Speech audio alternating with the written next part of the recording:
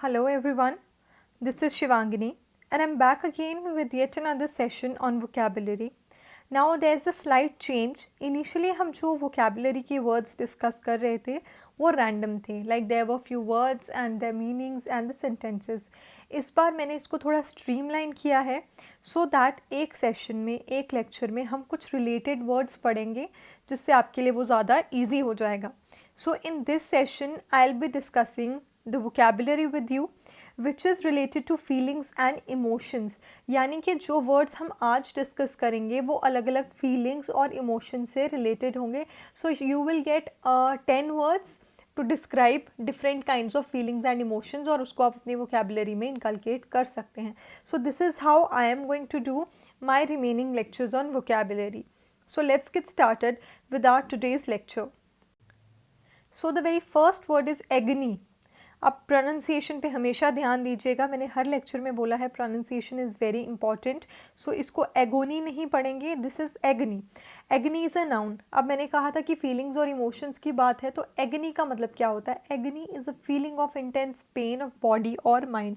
जब बहुत ज़्यादा कष्ट हो, चाहे फिजिकल हो या मेंटल हो, आप उसको एगनी कहते हैं. It is also known as anguish and torture. It is intense pain of body और माइंड. अगर मेंटली आप बहुत ज़्यादा परेशान हो तो आप उसको मेंटल एगनी कह सकते हैं. सो एगनी मीन्स किसी भी तरह का कष्ट, किसी भी तरह की दर्द होना, चाहे वो आपको फिजिकली हो रही हो या मेंटली हो रही हो.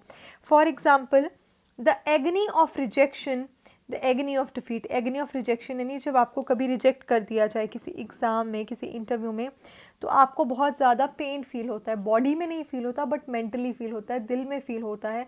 That is agony of rejection. And agony of defeat, जब आप कहीं हार जाएं तो that is also an agony. The violent struggle, the struggle that precedes death, यानी डेथ होने से पहले का जो समय होता है, दर्दनाक समय होता है, उसे भी एगनी कह सकते हैं.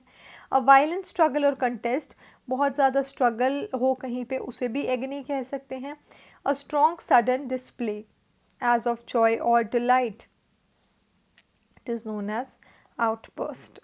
And agony of mirth, agony is a strong feeling. तो अगर आपने agony of mirth लिख दिया, mirth यानी happiness, तो बहुत ज़्यादा strong intense feeling खुशी की. So अगर आप generally इसका meaning जानना चाहते हैं layman's language, जो common मतलब है agony का वो होता है बहुत strong feeling usually of pain. चाहे वो pain physical हो, चाहे वो pain mental हो, that is known as agony. Now this is a very beautiful word. It is bliss.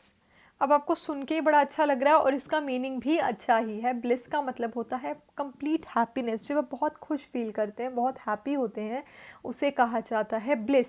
So bliss is complete happiness.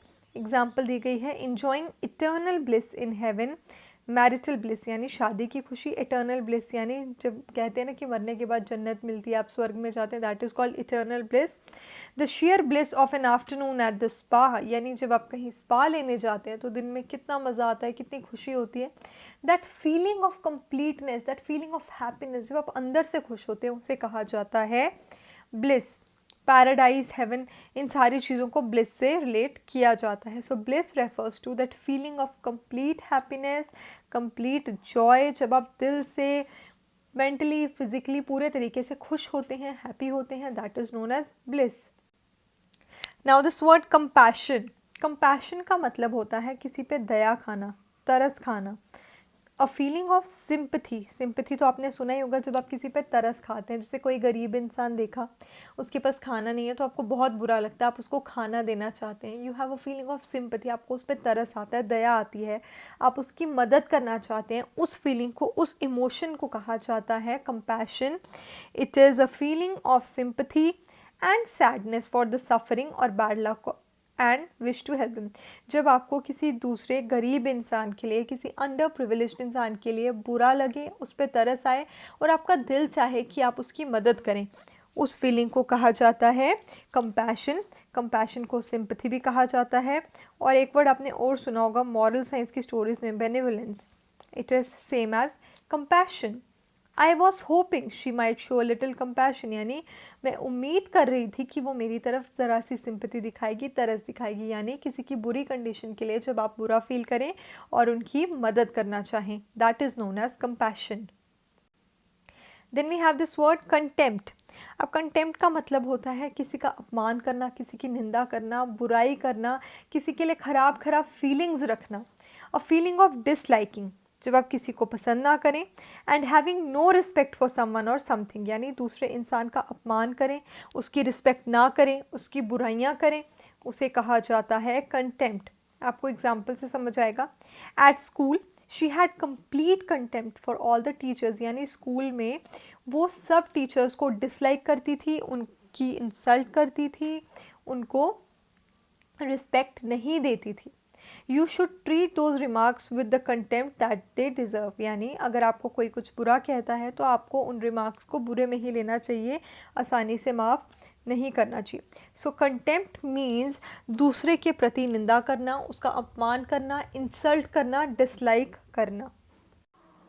नीचे देखिए बड़ी इजी एग्जाम्पल है, शी इज़ बीनीथ कंटेम्प्ट, तो contempt is equal to no respect for her. So contempt का मतलब ही होता है किसी को नापसंद करना, उसकी बुराइयां या उसकी इंसल्ट करते रहना। Disgust, now this word disgust, इसका मतलब होता है बहुत बुरा, बहुत घिनौना। A strong feeling of disapproval and dislike as a situation, जब आपको कोई सिचुएशन, कोई इंसान या किसी इंसान का बिहेवियर अच्छा ना लगे, बहुत ख़राब लगे, बहुत घिनौना लगे, तो आप बोलेंगे I M disgusted with them. या फिर आप कोई बड़ी ख़राब सी चीज़ देखते हैं ना, कोई बहुत गंदा सा शो देखते हैं, टीवी शो, तो आप कहते हैं दिस इज़ डिस्गस्टिंग। या कोई इंसान बहुत गंदे से बिहेव करे, आपको बहुत गंदे से ट्रीट करे, तो आप कहते हैं दिस पर्सन इज़ डिस्गस्टिंग। तो उस फीलिंग को कहा जाता है disgust. For example she walked out in disgust, यानी उसको सब कुछ ख़राब लगा, बुरा लगा, इसलिए वो वहाँ से चली गई। सो डिस्गस्ट मीन्स डिसअप्रूवल और डिसलाइक, वो चाहे किसी इंसान के लिए हो, किसी सिचुएशन के लिए हो, किसी इंसान के बिहेवियर के लिए हो, आप उसे कहते हैं disgust. Now this word ecstatic. Ecstatic means extremely happy, when you are totally happy from inside. तो आगे से very happy या extremely happy बोलने की जगह आप word use करेंगे ecstatic। जैसे आपको कभी बोलना हो I am very happy, I am really happy या I am extremely happy, तो आप बोलेंगे I am ecstatic. The new president was greeted by an ecstatic crowd, यानी जो नया प्रेसिडेंट था उसको बहुत ही खुश क्राउड ने वेलकम किया। एक्सटेटिक क्राउड यानी जो लोग थे, जो ऑडियंस थे, वो बहुत ज़्यादा खुश थे। The next word is envy. Envy का मतलब होता है जेलेसी, जब आप किसी से बहुत ज़्यादा जलन करते हैं उसे कहा जाता है envy. It is a feeling that you had, the wish that you had something that another person has, यानी दूसरे इंसान के पास जो है वो काश आपके पास भी होता। So jealousy is known as envy, it is a synonym. या फिर एक और वर्ड होता है malice, it is also same as envy, यानी दूसरे से जलन करना, ये सोचना कि वो चीज़ उसके पास क्यों है, मेरे पास भी होनी चाहिए थी। एग्जाम्पल है I envy her ability to talk to people, यानी मुझे जलन होती है उसकी एबिलिटी को देखकर कि वो दूसरों से कितने अच्छे से बात करती है। I don't envy you the job of cooking for all those people, मुझे तुमसे जलन नहीं है कि तुम दूसरों के लिए कुकिंग करते हो। सो एनवी मीन्स दूसरे से जलन होना, to have jealousy towards other people. Fright, fright का मतलब होता है डर, या फिर हम कह सकते हैं डर और हॉरर और awe. So fright is the feeling of fear, डर, स्पेशली इफ फेल्ट सडनली, जब एकदम से आप डर जाएं तो उसे कहा जाता है फ्राइट। और an experience of fear that happen suddenly, usually जब आप किसी चीज़ से डरते हैं उसे फ्राइट कहा जाता है। इसके सिनोनिम हो सकते हैं हॉरर या फिर awe. Awe also means feeling of being scared of something. So when you are suddenly scared of something, एकदम किसी चीज़ से डर जाते हो, हॉरर हो जाता है, that is known as fright. I lay in bed shaking with fright, यानी मैं बेड में लेटा हुआ था और बहुत डर रहा था, डर से कांप रहा था। shaking with fright, जैसे आप कहीं डरावनी सी जगह जाएं, suddenly you are travelling in the night और एकदम से कुछ देखकर आप डर जाते हैं, तो उस फीलिंग को कहा जाता है fright. Fury, fury means extreme, fury, fury means extreme anger, बहुत ज़्यादा गुस्सा आना, बहुत ज़्यादा क्रोध आ जाना किसी पे, उसे कहते हैं fury. It is also called rage, rage का मतलब भी होता है बहुत ज़्यादा गुस्सा आना। He could hardly contain his fury, यानी वो बहुत मुश्किल से अपने गुस्से को कंट्रोल कर पाया। She flu into fury at the suggestion, यानी किसी का सजेशन सुनते ही वो एकदम गुस्सा हो गई. So extreme anger, extreme rage is known as fury. जैसे हम कई बार कहते हैं I am extremely angry. Usually जब हम गुस्सा होते हैं आप कहते हैं आई एम एक्सट्रीमली एंग्री, तो आप अच्छे वर्ड से कैसे रिप्लेस करेंगे? आप बोलेंगे I am furious, because furious is the verb. Fury से बनता है furious. So rather than saying that you are extremely angry और you are very angry, you can say I am furious. And now this beautiful word जिसको आप बहुत commonly अपनी language में use कर सकते हैं, दिस इज़ ग्लम. आपने एक वर्ड सुना होगा ग्लूम या फिर ग्लूमी, यानी सैडनेस, उसे ही कहते हैं ग्लम.